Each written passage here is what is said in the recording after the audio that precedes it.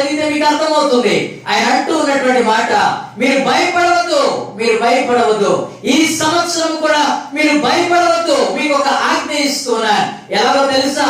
వారి కంటే, నీ శత్రువుల కంటే, నీకున్న ఆపదల కంటే, నీకున్నటువంటి ఆర్థిక సమస్యల కంటే, నీకున్నటువంటి ఆ అనారోగ్య పరిస్థితుల కంటే, నీకంటే, నీ శత్రువుల కంటే అధికమైనటువంటి వాడు. భయపడవద్దు.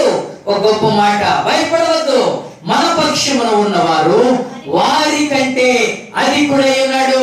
దేవునికి స్తోత్రాలు చెప్తామా? మన పక్షమున ఉన్నవాడు వారి కంటే అధికమైనటువంటి వాడు. ఏ సమస్య అయితే నేను 2024 సంవత్సరం అంతం వరకు బాధిస్తుందో, ఏ ఆర్థిక బలహీనత అయితే నిన్ను నన్ను ఆ వేదనకు గురి చేస్తుందో, కృంగుబాటుకు గురి చేస్తుందో, ఏ కష్టం వచ్చిందని ఇంతకాలము నువ్వు నిట్టూర్పు విడుస్తూ ఈ సంవత్సరం అంతా లాక్కొస్తూ ఉన్నావో, don't fear, God is here, don't fear అని సెలవిస్తున్నాడు. అతడు భయపడవద్దు, ఎందుకంట మన పక్షమున ఉన్నవాడు, నీలో ఉన్నటువంటి వాడు, నీవు ఆరాధిస్తున్నటువంటి వాడు, నీవు నమ్ముకున్నటువంటి వాడు, నీవు ప్రార్థన చేస్తున్నటువంటి వాడు, నీ పక్షమున ఉన్నటువంటి వాడంట.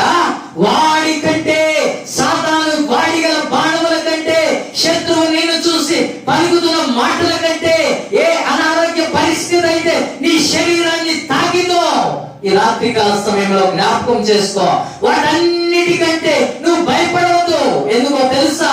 నీ పక్షంలో ఉన్నటువంటి వాడు వాటికంటే అధికుడైనాడు, వాటికంటే బలమైనటువంటి వాడు. జ్ఞాపకం చేసుకుందాం. ఎలీషా ప్రవక్త సెలవిస్తున్నటువంటి మాట ఏమంటున్నాడమ్మా?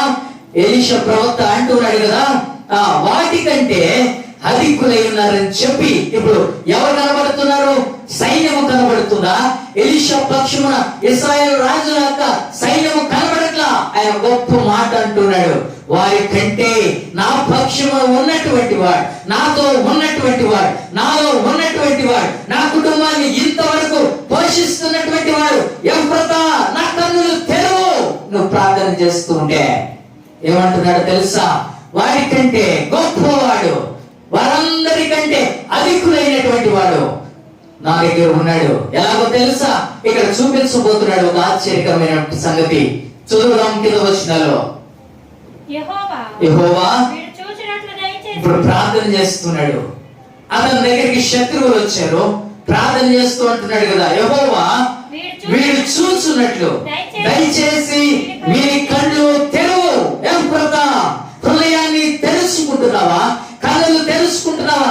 నువ్వు దేవుని పక్షమున ఉన్నవాడైతే నీ శత్రువుల కన్నులు ఆయన తెరవడానికి ఇష్టపడుతున్నాడు. అంటున్నాడు కదా, వారి కన్నులు నీవు తెరవు. ఎలీషా ప్రార్థన చేయగా